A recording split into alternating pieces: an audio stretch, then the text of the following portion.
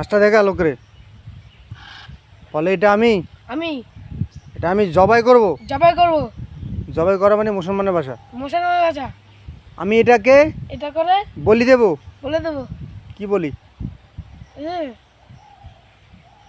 এই হাঁসটা, হ্যাঁ, এই হাঁস খাবো আমি কিভাবে খাবি?